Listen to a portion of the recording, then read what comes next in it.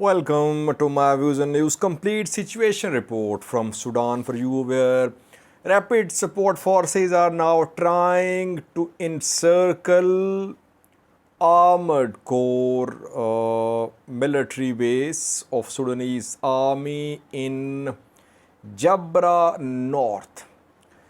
Today, a resistance committee issued a statement showing that RSF fighters are trying to get close to this armored core base. They have attacked this base in the past few days, twice I think. They could not take over. Now they are trying to take control of neighboring areas to this armored core base, reportedly. Secondly, about Zalingei, central Darfur, alarming reports are coming in from Zalingei. People fleeing Zalingei towards Nayala, but they're unable to leave to armed gangs patrolling the streets. Whoever is seen is shot dead. Sometimes details are being shared by a police officer who fled Zalingei. It means there is no police in Zalingei. Police officer was forced to leave, and he said he went through hard time. He risked his life when he was fleeing Zalingei. Thirdly, viewers, a few days ago, Al Burhan appointed new Sovereignty Council deputy chairman. Al Burhan himself is the head of Sovereignty Council. Hamati was serving as deputy head. Hamati, Hamdan Dagalo, was removed by Al Burhan after the war broke out a few days ago. And then Al Burhan appointed Malik Agar, who is head of SPLM, Sudan People Liberation Movement North Chapter. Where is Malik Agar? Since his appointment, he has been busy, not in Sudan, outside Sudan, reportedly. Firstly, viewers, it seems rapid support forces are planning to strike a decisive blow to take over a military base of Sudanese Army's armored core. The armored core base is in North Jabra, in southern part of Khartoum central area. And today a resistance committee from the area issued a statement. Al-Nuzha resistance committee issued a statement a few hours ago. Al-Nuzha is situated to the east of armored core, this neighborhood. Resistance committee says that RSF fighters have attacked the neighborhood, Al-Nuzha, and they have taken over the neighborhood. They are looting houses. They have deployed snipers on rooftops, and almost entire neighborhood is under their control. Since Al-Nuzha is very close to armored core in Jabra North, it means that definitely rapid support forces next target is armored core. They were trying to advance towards armored core in the last 1 week or so, but they could not. A few days ago, they tried to move towards armored core from north too. They could not. And this military base is the next target after they took over a strategic core a few days ago. Before that, they took over air defense headquarters. So their two new targets are Wad Sayyidina Air Base to the north of Al-Qadro and armored core in Jabra North. But they are focusing more on armored core in Jabra North. So we could see a decisive move from rapid support forces to take control of armored core in Jabra North in coming days. Though we know that Sudanese army has received some reinforcements from eastern and southern parts of Sudan in recent days. The reinforcements were attacked as well while they were on their way towards Khartoum by rapid support forces. Sudanese army is trying to take back strategic core, trying to take control of Shambat Bridge, trying to take control of areas which it has lost in recent days when ceasefires were agreed with the parties in Jeddah. Let's see. Sudanese army trying to take back strategic core, because strategic core is very crucial because of strategic core coming under RSF control.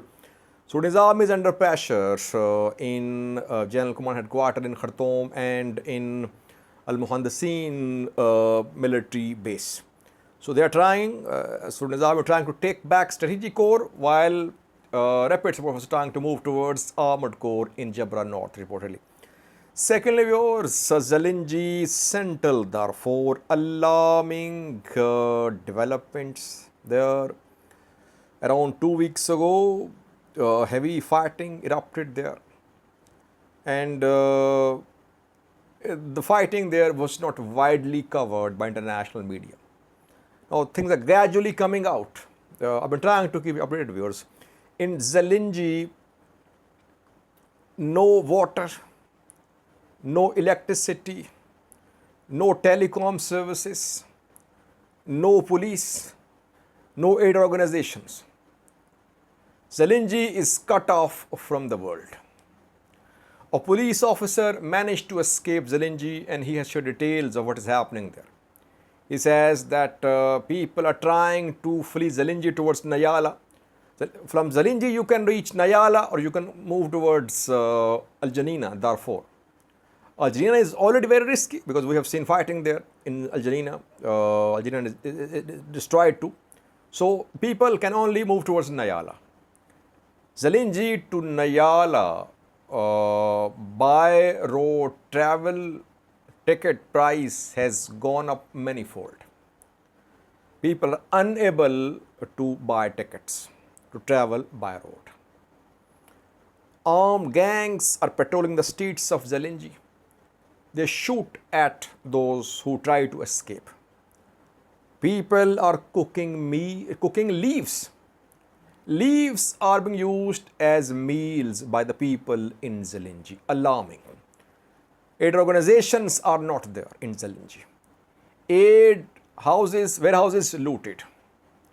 Government institutions looted. No aid organizations, no police, fighting between gangs affiliated with Rapid Support Forces and Sudanese army. That is what is happening in Zalingei, Central Darfur. People trying to reach Nyala. In Nyala there is presence of aid organizations. Today we saw a video shared by Rapid Support Forces showing their presence along with some aid organizations distributing aid there. So in Nyala, aid organizations are working, but not in Zalingei. Zalingei needs attention of international community. Lastly, viewers, where is Malik Agar, new Sudan's 70 Council deputy head, appointed by Al Burhan a few days ago? Malik Agar is head of Sudan People Liberation Movement North Chapter. I think his main power base is Blue Nile State. And since his appointment around 2 weeks ago, he has been very busy. Not in Sudan, outside Sudan. He's been visiting several African countries. He visited South Sudan, he met with Salva Kiir, and then today he was seen with Kenyan President William Ruto. He held a meeting with Yoweri Museveni of Uganda. He held some meetings with Egyptian, Ethiopian and Qatari diplomats in Nairobi, Kenya. No meeting with Saudi or Emirati diplomats in Kenya. While RSF representative is also there in Kenya, Yusuf Izzat. He met with William Ruto. Before that, he held a meeting with Yoweri Museveni, Ugandan president, and he visited, I think, South Sudan too. So both parties are visiting African countries, Rapid Support Forces and Sudanese army. Why? I'm trying to understand what is the reason, what are the objectives of these visits. Sudanese army from day one has been resisting Saudi Western American intervention, because Sudanese army believes that rapid support forces have backing of Arab countries, especially UAE and Saudi Arabia, and US could be there too. So that is why they don't want, though they agreed to hold talks in Jeddah, but talks collapsed. We saw that. I think that through Malik Agar, Al-Burhan is trying to involve African countries. He wants African countries to stand on the side of Sudanese army. Just like Ethiopian PM Abiy did when there was war in northern Ethiopia, and TPLF was allegedly backed by West, by US. PM Abiy formed alliance with Africa. African countries stood with the Prime Minister of Ethiopia. And through collaboration with African countries, Ethiopian PM countered Western pressure. Though PM Abiy was backed by Arab countries too. UAE supplied weapons to the Prime Minister of Ethiopia, Turkey as well. But here, Arab world is split, it seems. Qatar is not part of UAE and Saudi camp. Qatar is part of Turkish camp. So Malik Agar's meeting with Qatari, Egyptian, and Ethiopian diplomats indicate perhaps that Al-Burhan is trying to form a counter alliance, African countries and some Arab countries, to confront the backers of rapid support forces. The backers are allegedly Saudi Arabia, UAE, and some say US as well. Let's see. Both sides are busy visiting African countries. African countries so far are neutral. We have not seen statements. We only saw statement from Egypt overwhelmingly supporting the Sudanese army. Other countries are largely neutral in this conflict so far. Thank you for watching.